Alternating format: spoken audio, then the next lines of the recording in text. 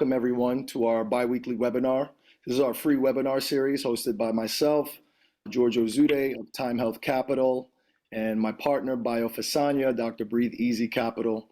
So we bring this to you every 2 weeks where we come on and just share our insights, our experiences. Also, we have guests that come on and share their knowledge and expertise in everything real asset investing, from multifamily to oil and gas to agriculture, medical office building.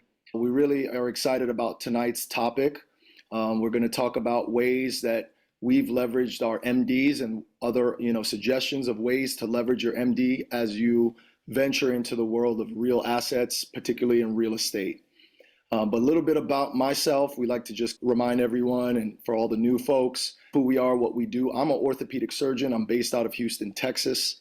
My specialty is in sports medicine, and I've been practicing for about going on 10 years this August. Started in the academic route, the community academic route with the University of Texas for about 7 years, then branched off and started my own private practice, which is a direct pay, all cash, no insurance private practice in Houston for the last 2.5 years. I also do some locums work on the side as well. I've been a real asset investor since 2016. I made my first investment into a surgery center and then went on to invest in over 25 deals as a limited partner. And I spread my portfolio across mostly multifamily, value add and development deals, but also agriculture, farmland, also in oil and gas type of deal called mineral rights. Also looking at multiple other types of deals to add to that portfolio, including business acquisitions as well. I started growing my own syndication company about 2 years ago. Since then, I've gone on to invest as a general partner in 4 deals, totaling approximately 1,000 doors of multifamily and about $75 million in assets under management. And so that's my background. I want to kick it to Bio just so he can introduce himself before we get started on tonight's topic. Hi, everyone. Thank you, George. I'm Dr. Fasanya. I'm a pulmonary critical care physician. I'm based in Fort Smith, Arkansas, and originally from Nigeria. Actually, both of us are. And we've had quite a journey. My journey started in Canada during my undergraduate years.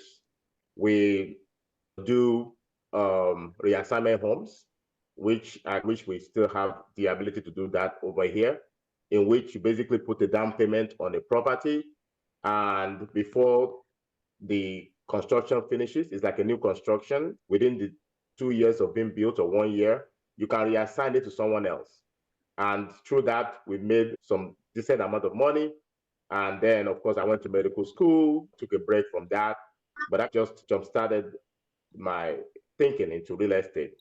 During residency and fellowship, do some moonlighting and made some money, started investing as a limited partner in real estate syndication. And those are good times. Everything did well, so I was encouraged. In 2018, I bought my first 8 units. And after a few years, I figured out that I need to scale this. And the best way to scale it is through real estate syndication, because you have the economy of scale, you can hire professional management, and also it's actually, funny enough, less work to actually manage those bigger properties than the smaller ones. So I still keep some. So I still have 62 units of my own, personal ones. I have a self-storage of my own, but most of my portfolio is syndication at this point. So like George, I'm very diversified. I do have stocks, crypto, and all these other things, but about 60 to 70% of my portfolio is in real estate. And even in real estate, I'm diversified. So we have 5 self-storages, 3 office buildings. I have a boat storage. Actually, that was my own personal one. I invested in luxury senior living, and also, of course, oil and gas. And each one of those has its own benefit in terms of cash flow, taxes, and also equity. So even within multifamily, also diversified into different classes of assets, new construction, value add, deep value add. So, so that's our philosophy, to be basically try to be as diversified as possible. I'm also due into business acquisition. So we do have a DMA company. Currently, we have a car audio company, electrical company, and sign company with my partner. So we love to do all these deals. Many of them that we also introduce to investors, but most of them are personal deals on the business acquisition side. I also started my own private practice this January. So that was a big milestone for me because I've been W2 employee, and that was usually I'll probably say maybe 60 to 70% of my unhappiness was from lack of autonomy. Yes, you might call me a very difficult employee, but it's what it is. I like to lead and I like to own things of my own. So anyway, so far so good. So I'll swing it back to George. Awesome. Yeah, really excited about this talk. As I said, this is going to be a kind of a discussion, just a sharing of our thoughts. We also invite questions, and that can happen anytime. We don't have to wait till the end. We have till the end of the hour or the top of the hour. You can leave your questions in the chat box. You can leave it. You can come off mute, raise your hand, and ask a question as well. There's so many ways MDs can get involved. I recall recently making a post on someone's Facebook post. I made a comment on their post about how just a few years ago, I thought I'd only be a surgeon and be a doctor. I never really realized I would be doing so much outside of just being in medicine. And for a while, I started to wonder how I can venture out of medicine and into the real estate investing world. I considered a bunch of other asset classes, but I felt as a busy surgeon, real estate was the slowest moving and made the most sense for me so I can keep an eye on things. And I started learning about the world of syndication, started learning about single family investing. I like the aspect of syndication where you can leverage a team, you can put together a team, and you can be a part of a team. Even as an LP, you are a part of a team, you're a capital member. And I really leaned into syndications. And I really started getting conflicted about how I can participate in different ways in syndication, because I do feel as a limited partner is one thing. It's more passive after you do your initial vetting. But as a general partner, there's several ways you can participate. And I had to learn about them. But I honestly, some of the structure briefly, CC. I never honestly felt like I can do all the roles of an operator. Sometimes I marvel at Bio at how he does so many of the GP general partner jobs. But I had come to learn that you can participate in different aspects of the general partnership. And so I want to mention that and talk about what skills we can use as doctors. And I know all of us might not be doctors here, but busy professionals, what skill sets that we've already learned that we can use and bring to some of these opportunities and potentially even start a different and additional career. One thing is a lot of us have gone through medical school or some kind of training where we had to introduce ourselves into a new environment and learn essentially a new language, the language of medicine. We had to learn new concepts, new ideas, new theories as we traverse through the medical training. And I've found that real estate and real asset investing is very similar. So one thing right out the gate that I think we can leverage is our ability to sit down in one place and kind of quiet our minds to just understand and learn new languages, learn new industries, learn new sectors. That's what we did when we went into medicine. I remember teaching anatomy, and it's literally like learning Latin. And the business side is the same thing. I had to look up terms and concepts, but they're not complex. Some of them can be, but the majority of it is not complex topics. There are concepts that are easy to learn, and they just may seem unfamiliar just because they have their jargon. But I recommend a website like Investopedia. Great website that simplifies and breaks down concepts within this real asset investing space. I recommend Bigger Pockets. They also have a great way of explaining at an entry level these concepts and these terminologies that are so important when you are an investor. Bio, do you have any kind of thought about that? Is that something that you experienced too, or? Yes, I did. At first, especially syndication, the first time I heard about it, of course, you think about private equity. You're like, oh man, these are people on the Wall Street. These are like the big people that I there's no way to get into that field. But the more you start to research, and you find out that being a physician, we already have the like ability, like you said, we already have the right. We have the ability to sit, read, study, and also the brain too, the average IQ. So we have the ability to do. And for me, I took it as a personal challenge to be like, okay, you know what? Can I succeed in something else? Yes, medicine is cool, and over time as I got better and improve, it's very rewarding. And I think it actually also decreases your time in terms of there's something else to focus your energy on apart from just seeing patients.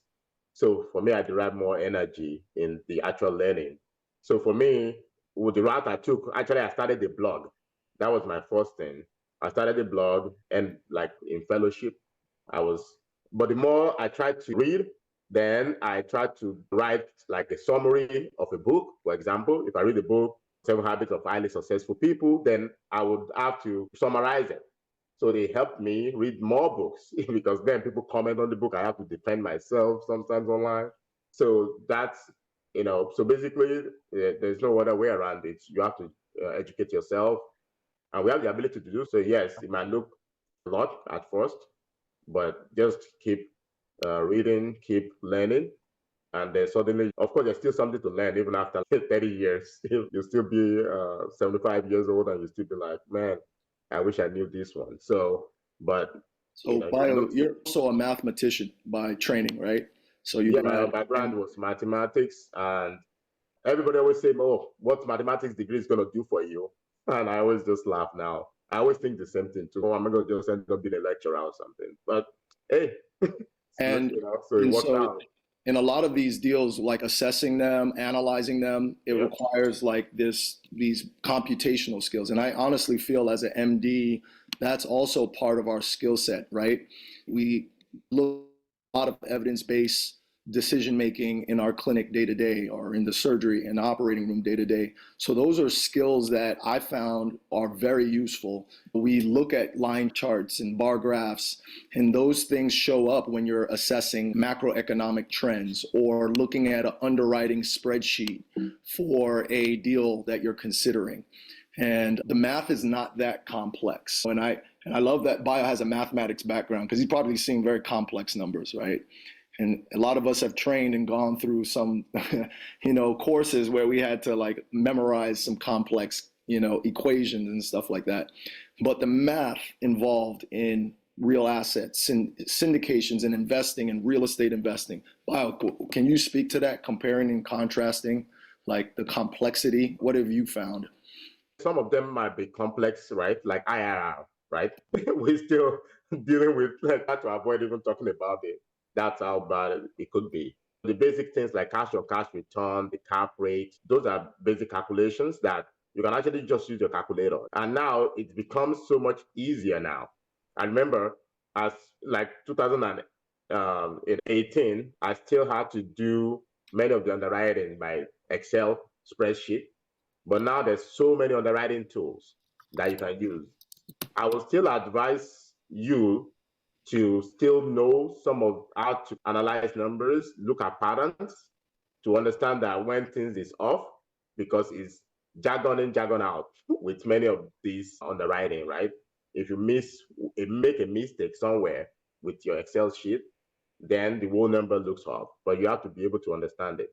So yes, it's absolutely, I won't even call it mathematics, to be honest with you, but I think analytical skills that you develop by doing some of the math courses helps you overall, and statistics, right? But it's not something that, even if you're like a C student in maths, you'll still be able to do the calculations.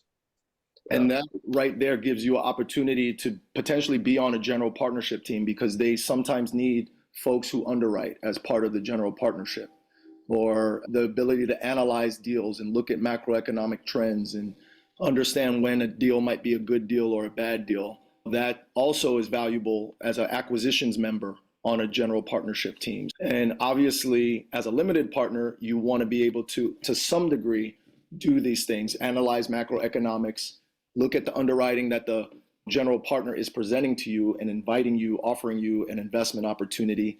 So you can actually tap into those skills that you already have and have already developed as a limited partner when you're assessing these deals. It makes you a better investor, even as a limited partner.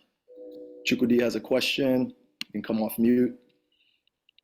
Yeah, thank you, George and Bayo, for giving this opportunity really to educate people, because I think the process of getting into the real estate starts with education, knowing the right resources to use, and actually seeing people that belong to the same class, people like you and me. So when we see doctors do this, it encourages us to know that you can do this. When you look from outside, you think, oh, this is actually meant for Wall Street people, and that you have to have any special skills to do that. But it's not really. If you apply yourself, just the way we went through medical school, if you apply ourselves to anything, actually, because in the medical training, we have actually prepared us for such a rigorous thing that if you're able to survive medical school, most things will be easy. You just have to dedicate even 1/3 of what we do in medical school. So it is actually wonderful that we see the likes of you and Bayo that is able to really finally combine these things and able to get results. The question I have is, like, for me, math is not the why I went into medicine. Is math is not my wonderful forte. But right now we know that we have been able to leverage a lot with AI. So I was wondering that, do we have any resources that we can use, using AI to help you to do the analysis? Because once you get into a deal, and if you're not able to calculate that analyze the deal very well, you're more likely to make mistakes. And when you have losses, it discourages you, and that becomes a dead end for anybody that is getting into it. My question is, do we have any of these AI softwares that will be able to analyze deals and tell you quite a lot, to advise you in a way to guide you as a way to invest? Thank you. I'll start. I don't know of any right now. And also AI, I know GPT and the rest are doing great jobs. We use a lot of AI in our advertisement and all the social media and things we do. But I would say nothing can substitute you knowing how to do the deal analysis yourself. That's just me. I might be old school. I think you still need to, right? No matter what role you end up being in at the end. Like right now, I'm in the CEO role. I actually have people that do underwriting for me, right? We have underwriters overseas. We tell them what are the assumptions, we find and then they do the initial typing in things, and then we then look at the actual analysis at the end. So you still need to learn. So I still think it's good to go into some form of underwriting class. You can take a course online, at least just to get an idea. But then, even if you use AI, because if the AI is wrong, then you'll be wrong all the way. That's just my own opinion about it. And so right now we leverage people. So before I used to do everything myself, I will find the deal, I talk to brokers, get the deal, then analyze the deal, and I will spend hours and hours till midnight and 2 a.m. in the morning, and then do due diligence of the deal. Of course, I don't have money to hire people, but over time, then you start getting rid of some of the parts that it's not your forte. So then you'd be like, okay, fine. I don't really like the underwriting, or I'm not really that great at underwriting, but I do understand it. You have to understand every part of the business, regardless, of any business you do. But then you start outsourcing ones that you don't really want to do and focus on the ones that, you're really good at or you want to do. That's my final answer is there might be, I don't have the knowledge right now, or I'm not sure there will be some. Obviously, AI is going to get better and better. But will I trust AI at this point in the game to analyze, and I will go with what the AI says? The answer is probably no. So I can share, I also don't know specific resources, but I do remember a call that one of our colleagues, who's also a physician investor, held last year, Nkem Nziama. She held a webinar with essentially a AI and marketing specialist. And I remember specifically, she said AI will touch every part of real estate, even the underwriting part. And so from the marketing to the deal acquisitions, to every section of the process. But I agree it's not going to replace. It probably is going to be best used as a supplement.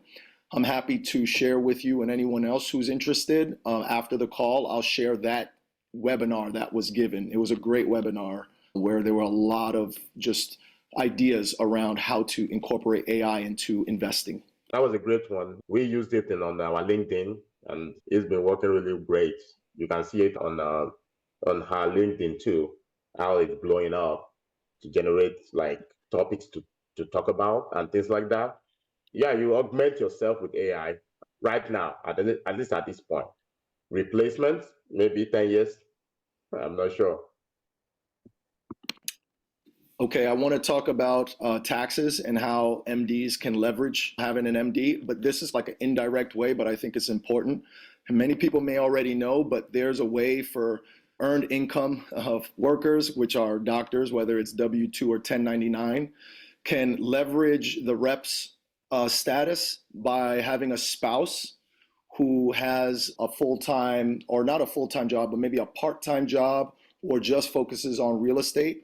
There's certain thresholds that you can reach to qualify for a real estate professional rep status.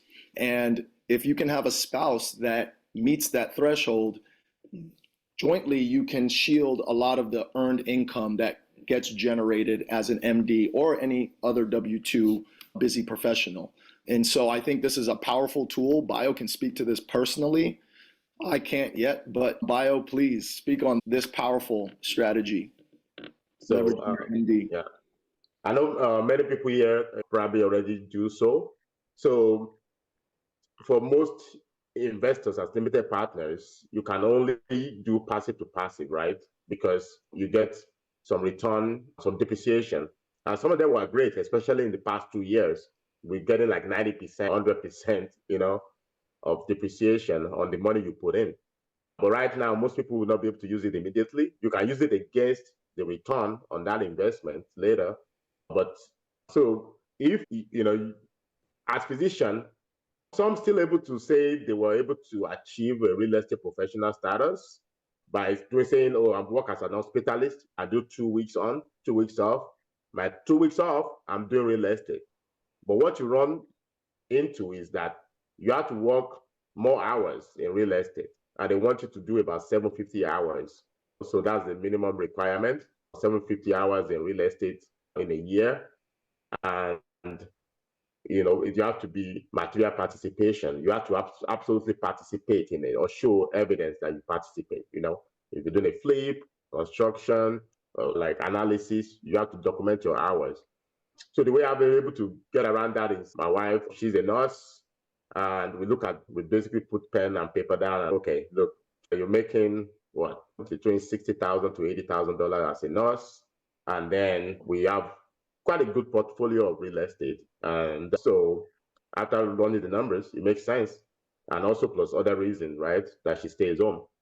For whatever reason, your partner, it could be husband or wife, stays home, or a part-time job that doesn't pay as much, then they can be the real estate professional. They just have to have enough hours to document. And the more properties you have, the less likely for you to be questioned about. Okay, and it's not something that you have to send to the IRS to say. You don't have to apply for anything to get the status. You just have to claim it and say, I've done this.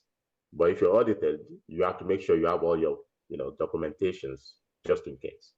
So, and then of course talk to your CPA and tax professionals to make sure. So yeah, so that's usually what you want to do. So there are some investors that have come to me and I ask that question and they're like, yeah, my wife stays home or my husband stays home with kids. And I'm like, this is an opportunity. You need to do a joint venture deal or buy some deals of your own.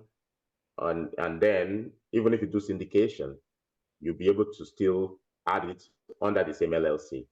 And the way I did mine was also have an LLC that is between me and my wife is the manager. So basically, you have to say she's the manager of it. So I'm the investor advisor.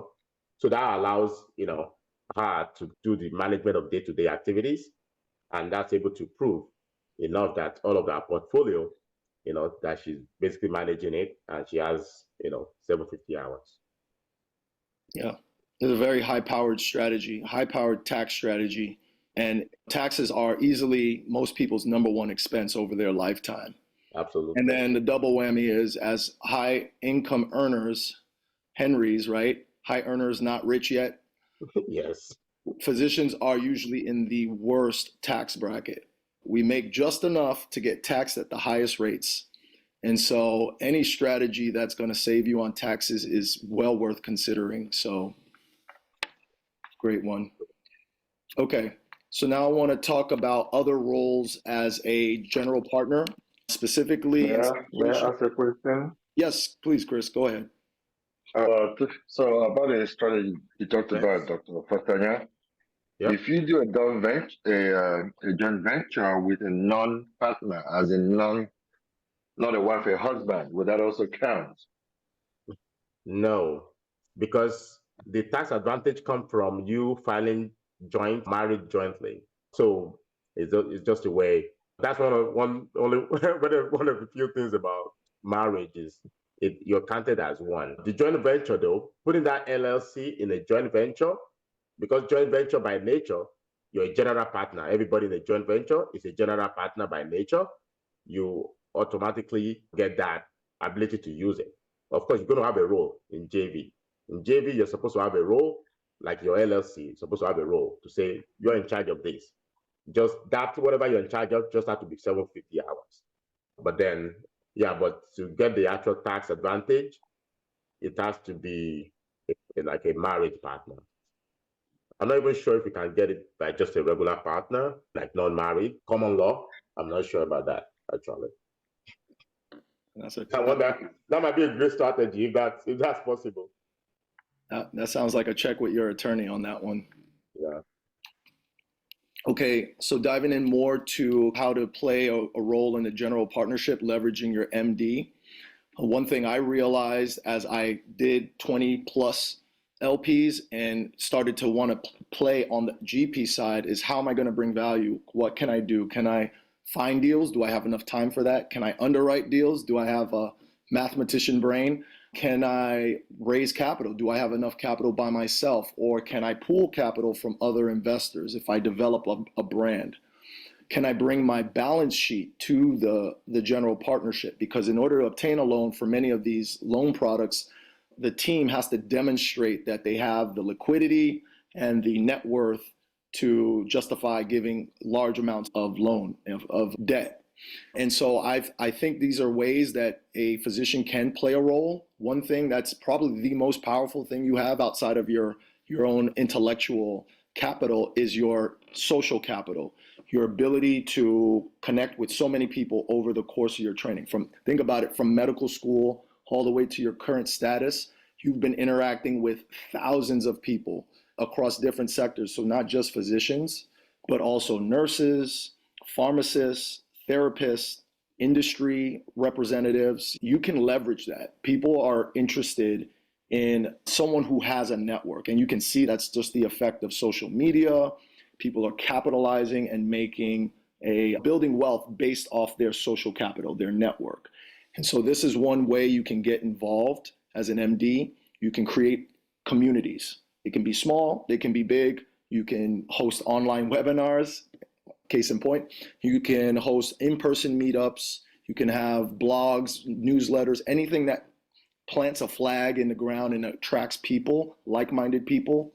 And then this is actually very powerful. I've done deals where I've seen a capital raising group bring the majority of the down payment into a syndication deal, and they were able to command 50% or more of the equity in that deal, just because they were able to bring such a fundamental piece of the whole project, which is the capital. So you can actually play this role in a very clear-cut way that's very compliant, because there are some SEC rules, and so there's caveats to that. But physicians have some of the biggest networks ever. We're seeing patients daily. Sometimes Bio may even can speak to this. Are some of your patients even your investors or colleagues or people that you just meet on a day-to-day basis? You start forming these relationships and these connections, and that can mean a lot in the long run. Try to avoid patients. However, some of them add you on Facebook without you even knowing it. And if they invest in your deal, obviously it's free. If I was to see, it's free country. Colleagues for sure. What we have the most is the network, right? As physicians, I do have multiple colleagues that invest. And also being a physician itself actually allows you to get into places. I used to wonder that what if I started in private equity since I was like 18 or 20? Will I be further along? And my answer at the end is probably not. Probably this pathway is the best pathway because you can call a bank and be like, I want to talk to your vice president. I'm Dr. This. Or you want to, so basically, I feel like being a doctor actually get me to the higher ups very easily in places where, that I go. So when I did by being a doctor, even more than being a syndicator, funny enough.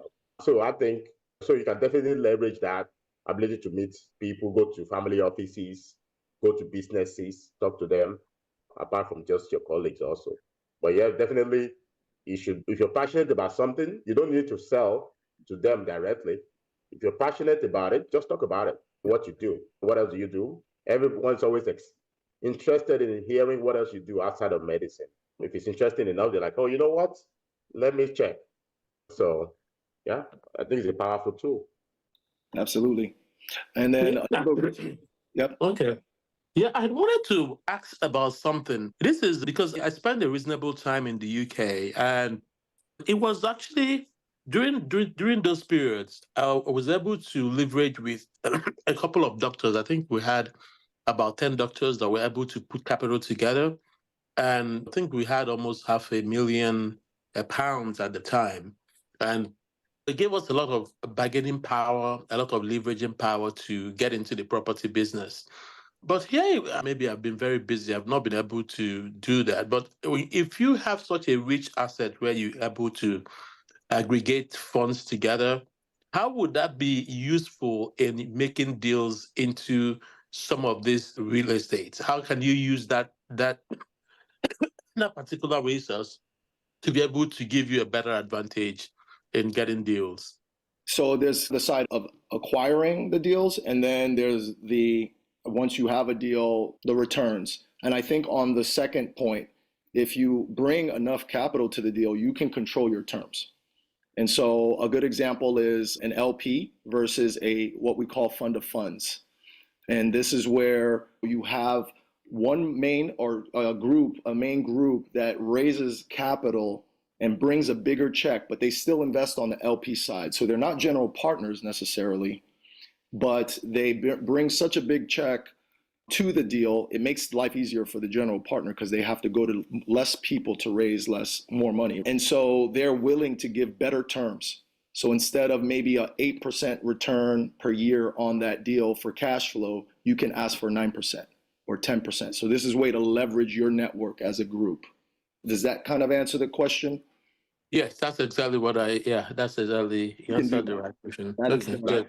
That is very common. Like the current deal we have right now, people that bring, it's a 70-30 split. So that's another place where you can negotiate. And that might actually be better for you on the long run is, let's say it's a 70-30 split, but you can talk to the GP and be like, look, I have $2 million, okay? The check is right here in my hand.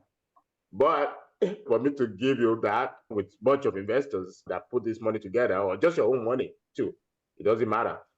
I want 75-25, or I want 80-20 split. Yep. Okay? So then it's everything. That's why I love capitalism. Everything is negotiation. So I think we end up at 75-25 in this particular deal. That's a general rule. So you might be able to, and we do that mainly because you might also have some expenses too, right? Putting all this together, you're going to get the K1 as one check, which means you now have to pay a CPA to break the K1 into 10 pieces among all your 10 investors now, just to compensate for that. And also, you do the work of talking to them, doing the investor relations, you deserve a little bit of compensation. So depending on what you do, another way is acquisition fees. So for most deals, you do get, between 1 to 3.5% is an acquisition fee. So which the GP charges on the acquisition of the property. There's also an exit fee, which, that one, nobody ever argues about that one, because if you do so well, you return all the double investors' money, then you take like a 1% or 2% or so. So all of this can also be negotiated. So you can be like, you're raising $5 million for this deal. If I bring 50% of the money you're raising, I want 50% of the acquisition fees. Of course, they might say no. Hey, so basically, money makes the world goes around. You have the money, you have the cash is king, essentially. So yeah, so that's how usually we do it. When we negotiate out there, and also when I'm an operator, how we negotiate with people that are capital partners. And I got to really say this quickly before we get to Ronnie's question. I see your hand, but there are some legal caveats to this that must be appreciated. You want to check if you're going to think about doing this, it's totally okay, but you want to check with an SEC lawyer who specifically specializes in this area. And that goes back to what Bio says. There may be some costs that you have to incur if you choose to pool capital like this and invest. You can't just do it without any regard and just put money together. There are SEC rules to keep in mind. And I want to talk about the next way to get around that as an MD. But first, Ronnie's question. Hi, guys. Thank you very much. Thank you, Dr. George, and thank you, Bio. I know I've had a conversation with you guys, and yeah, thank you for the time. My question goes to both of you. So, still a resident, just finishing residency, about to start fellowship. And again, I thank you, Dr. George, for the help. My question is, for someone like myself with what we call small money, how best would I plan in order to get into the marketplace? Are there things that you wish you would have done, if at all you're in like a position like myself, just to prepare for the market? Thank you. And I wish, and I commend you, congratulations on all the success in the next journey, step in the journey. But I remember when I was a resident, I wish I devoted even 1% of time and bandwidth to just learning, honestly, just learning. Because yes, you're limited on the capital side, on the financial capital side, but you can start by self-learning. Most people start self-learning anyway. So if you can start reprioritizing different times in your day to listen to a podcast, listen to a YouTube channel, go to a meetup in your area, in your city, or even outside of your city. If you have a free Saturday, go drive a few hours outside of the city limits if you need to go to a meetup, and just start networking and start learning. And those you can definitely do. I wish I did that as a trainee. And just a quick clarification, when you say meetup, do you meet like another investor meetup? Yes. Yeah. Exactly. And there'll be different meetups for all the different types of asset classes that you're interested in. If you want multifamily, single family, oil and gas, there's going to be a meetup for it. You're already coming to this one, right? You're already coming to the Zoom meetings, but there's something to be said about shaking people's hands and looking them eye to eye. So Google your area. I'm sure there will be something. You'll be surprised. There'll be like a flipping group, wholesaling group. So just go, share. Also, bigger pockets. Actually, I met some people through bigger pockets. I was done in there digesting that during residency, just reading up about that. And then there will be some time be like, oh, at that time I was in a bigger city. So I was in New Jersey during residency, and I was in Pittsburgh. So there's such a big population that we were able to find some people even in the group to be like, oh, we're meeting for tea or something. And you all meet up and just chat about real estate. So I think there's opportunities for that for sure. So I won't rush things. I think you can focus on education and also focus on your basics. So you still should, if your loan have such a high interest, you should focus on paying those loans, maximizing your Roth IRA, and also get at least the match for your 401k at whatever job you decide to go, and also get emergency funds, right? So you want to get the basics down, because mistakes some people will make is just start to jump too fast into the investment. Yes, you're going to look back, man, I should have done this. Everybody wish they did invested 5 years ago. But it's going to be 10 years time. You're going to look back again and be like, I'm still far off. So, like George says, I'm going to echo that. Focus on education. Get a free content first. If you feel like you need the course, there's so many courses out there, some of them real, some of them are not real. Try to get a recommendation from other people and say, okay, which courses did you take? And then you can try some of them. I did multiple courses. 50% of them were useless, but maybe not entirely useless. I learned something, but maybe you thought you're going to learn something better. But either way, I feel like overall part of my journey to reach where I am today.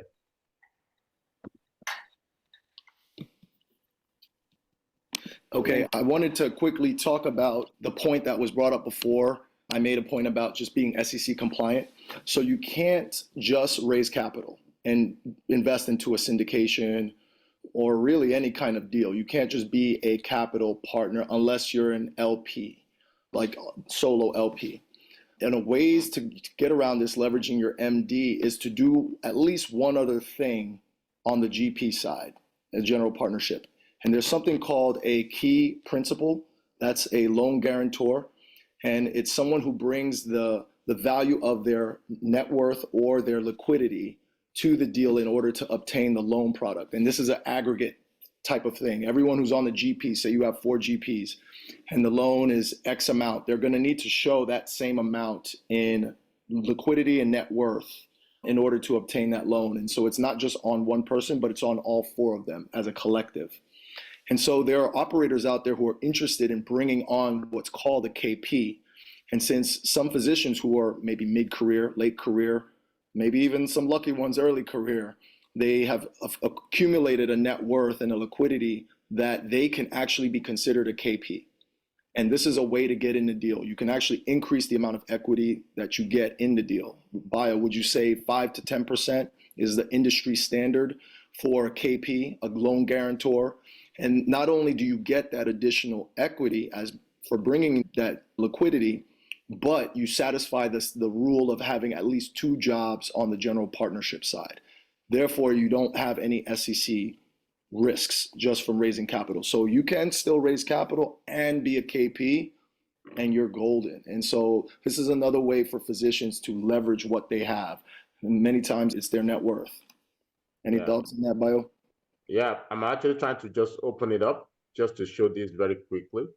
I'm going to share the screen and just look at show you the basic breakdown that we use. This is from Michael Blank's. We do have different types, but this is one of our deals. So for real estate education, so you have this, so there's 70-30 split already, right? And that 70% goes to the limited partner, which are the investors. 30% go to general partner. Now that 30% that the general partner, you expand it to 100% now. I hope the non-math people are getting it. So now you expand it. So now out of that general partner portion of that pot, so you also divide it based on what you do. Okay. So for example, if what you do is sourcing, finding the deal, working through the contracts, and do due diligence, if you do all of this together, you get 20% of the GP. That's what we follow. So, but maybe you do sourcing and contract, and then we all decide between ourselves, like, okay, fine, I get 50. Then the other one get 50, 10. So that's one. Risk capital, which you can also do. There are some deals that require someone to bring in risk capital. Basically, you bring the risk capital into the deal, and then once the deal closes, you get back your capital back. And can you define risk capital real quick? Yeah, so basically it's the earnest money down. Oftentimes when we send the offer letter for a deal, we offer 1%, 2%, sometimes 3% of the acquisition cost as earnest money down, which means yes, money we're willing to put down to improve our odds of getting this deal. And if everything works out, and if we pull out of this deal because of our own fault, then oftentimes you will not be able to get that money back. So there's different deals you have to make on that. So some people, most of the time for us, we do it ourselves, but we also not doing like $200 million deals yet. But eventually it's going to reach a point in time where we might need the risk capital or some other deals that needs maybe half of it. So you can come in there, and if you like the deal, you analyze it, it looks good, you can come in and be like, okay, I take this 7.5% because I risk some of, the deal. And then this might actually be a very good return because you retain that percentage throughout the end of the deal, but you get your money back after the acquisition is over. But of course, you have the chance of losing your money. So, and then raising capital, you say about 30%. Balance sheet guarantor, back to the question, is about 20%. So, yeah, so, if you divide it, in the total deal, right? If you convert, so that's 9, so about 6% or so, right, of the total deal, So, yeah, so I say 5 to 6% is a reasonable one. So, yes, you can just be a rich person with good net worth, and you can be a balance sheet guarantor. That's your only thing that you do in real estate. I know people like that. Yep, professional KPs, they call them. Professional KPs. I have a That's the guy, business model. he has like $1 million, and then he's been using it, and so far so good. So that's just all I'm gonna say in terms of what are the things you could do. It's wonderful. We have a question in the chat. So Trudy asked, so what about the intersection between real estate and insurance business? Trudy, I'd love to understand fully the question. If you can come off mute and ask, I'm not sure I fully grasp. Bio, did you gather what he was asking? Okay, George, thank you so much. Can you guys hear me? Yes. Yes. Okay. I actually want to commend you and your colleague for pulling this off. It's a conversation we should have more often because most times, most of our colleagues have a kind of a very tall barrier to think outside the box. So I just want to commend you guys. So my question is to various services out there in the insurance industry that a couple of doctors are also into, specifically like the indexed annuity, the index life insurance, the business side, not just getting the policy. And I know a couple of them that are into that aspect are also into real estate. So do you guys also have a portfolio in such insurance outfits? And what will you advise in that regards? Thank you. That one's beyond me. Yep. That's not my expertise. But we invite anyone in the chat who has expertise on it. I see Brad. Go ahead. Yeah, I think, okay, Brad knows. Okay. Okay. I think what you're seeing is there's a product out there called Index Universal Life. And sometimes you see it on YouTube, infinite banking, family banking, that kind of stuff. But it's just a product out there. The only way I like it is if it's max funded. So the words you're going to want to look up are max funded, index, universal life. But basically you just treat it like an asset. It's another pot to put some cash into.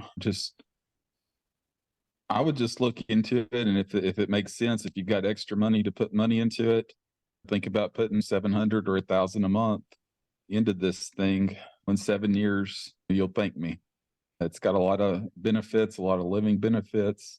You're able to actually, after you get it built up, just like an asset, just like a house, you've got to fund it. But once it's there, it's going to be earning money for you. You can access the money in the form of a loan, and you get to pick. You can invest in real estate with it. You can do anything you want with it. It's your money. But when you do that, I would make sure that you're an honest banker and make sure you repay that loan. You don't have to, but you're going to lose all that, what you've built up, if you don't repay that loan. But anyway, that's my spiel. I like it. It's a good product. It's very similar to a Roth IRA. And I say that with tax benefits. Like later in life, taxes are going to be higher. That's what I'm betting on. I'm sure all of you guys are betting on higher taxes are coming. That's why they say do the Roth, not the traditional. Anyways, very similar. And you're not attached to the market. The thing will not lose value. So that's the great thing about it. You do get to benefit in the market. The insurance company goes out and purchases options. So that's how that works. When times are good, you're going to see that same benefit or a benefit in the market. But just go out shopping. I sell the product in Arkansas, but I'm really not trying to sell any of you guys, but it's my favorite product. It's hard for me to get somebody that has the money and funds and the vision to appreciate it, but I'm a big fan and I'm doing it for me and my family.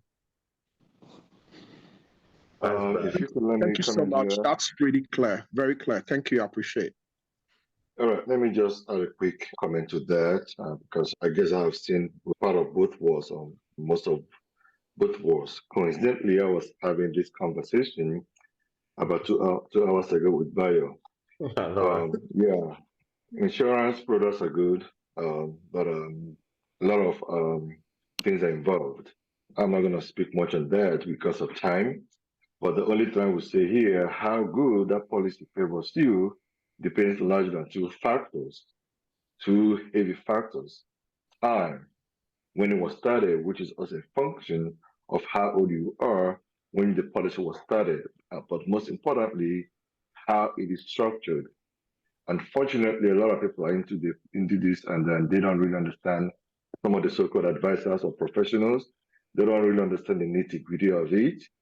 And at the end of the day, most policies that are sold are structured to maximize benefit or commission by the sellers, which compromises whatever benefits is intended for the insured. I am a living example to that. So I have done all that. My policy is more than 10 years old and I have tried other options. So I would say before you jump into any, look very closely before you leave and insist on getting policies that will be structured to maximally benefit you and achieve your purpose. How you do that depends on how much knowledge you have about it. So you may want to go read more about it, listen and hear more about it, and get informed. Thank you. Yeah, thanks. And now that when Bradley talked about it, and this is a common topic in the white coat investor community, and the stance, everybody have different stance, is to separate your investments and your insurance, especially life insurance. However, of course, everyone is and do whatever they feel is best for them and based on their situations and talking to their tax advisor. But I find better success investing separately and having a term life insurance because I get higher return, better flexibility, and the infinite banking thing they talk about, I have $1 million line of credit revolving that I could use. So I could infinite bank myself. So I'm not sure. So anyway, so all of the advantages to me did not work, but that's just my own personal situation. We're at 7:04, but I absolutely want to talk about Trisha's comment to me, specifically about doctor's loans. I think this is something that probably there are a few people on here that can speak to this even more with more expertise. I haven't used it myself. I definitely considered using it when I first started real estate investing. I considered buying 1 to 2 single family homes per year using the physician's loan, which should give you almost no percent down or 5% down. So you can really leverage your MD. Folks will give you that much loan to value and allow you to access more properties in a shorter amount of time. I think you can get up to 10 of them before you're maxed out, but that's a gray area if I remember correctly. I used to look at this stuff like 7 years ago. But also keep in mind, loan to value is something that you have to be very aware of. It's not necessarily a great thing to be over leveraged. That's what's hurting a lot of multifamily investors right now. They were over leveraged mixed with a couple of other factors that really blew their plan up. But if there's anyone here, Bayo may have some other knowledge about the physician's loan, but I do think that could be a strategy to use to build a small portfolio of 1 to 4 units. Remember, multifamily or small multifamily is considered a residential loan, a primary loan. Yeah, so that's what I was going to add. That it has to be a smaller property, preferably a single family. Even if you try to do a duplex, because the reason why you're getting the doctor's loan is for you to find a place to live. So they would suspect you. Another issue is if you buy it and you convert it to a rental property, sometimes it could violate some of the bank kind of contract, and most bank will not enforce it, but it's possible that they do. That basically, suddenly you're not living in the, in the property because it's supposed to be, so just look at the kind of contract you're getting. I used it for my own first house I bought, and it was beautiful. Pay zero down, it was a very good market, right? It was 2018. So, and then we sold it, made 150,000, 200,000 from it, where we, built a new house. So look, if you have done multiple of those, you could do 5 and make $1 million. It's possible. But like George said, not just the LTV of each property, your debt to income ratio, you need to know that. So if you have 10 of those, if something happens, would you be able to save all of them? You also remember, you have to time the market properly for this to work. So because we have 0% down, I know some people that are upside down because you have no equity, right? So you bought a house for 400K, you have 0% down. The market goes down by 10%. You have to sell the property. So now you have to pay the bank extra 10%, $40,000 extra now to exit that deal. So you could be, so we always talk about the positives of everything. Just know that it could go either way. If you're upside down in it, there's no equity to shock you at all, right? So some of the, what gives me confidence, some of my real estate is the fact that if I put 20% down, so even if worst case scenario, even if you go by 20% down, I'm still going to be able to go out by just losing just my down payment at the time. But if all of them go upside down, and then you have to come up with all that money for many of them to exit, you might not be able to do so. And just make sure, but then that's another problem. You have to then convert them into an LLC, right? Remove them from your name. So if your loan is in your name and you're trying to change the deed to your LLC, that also breaks the contract of the bank. Most will not enforce it, but it's something that they can enforce at any time to say, we borrowed you the money. Why is ABC LLC owning this property now? Even though you own the LLC, but then that removed the risk from you in some way. So anyway, so there's a lot of, if you want to talk more about this particular situation, I've seen the experience on both sides, from investors, mentees. And so I personally believe that you should, if you cannot afford your first few properties, you probably shouldn't, because you're still learning at the time. I did get a line of credit to get my first 8 units. I might be an hypocrite. However, I do have such a high income. So you just have to adjust your risk properly, because you're probably going to lose money in your first few deals you do yourself. These are facts. And Chukwudi has his hand up. Yeah, I just wanted to talk about this FHA loan, because I know that the time I wanted to get my first house, that was, they gave that option. You look at it, it's very tempting.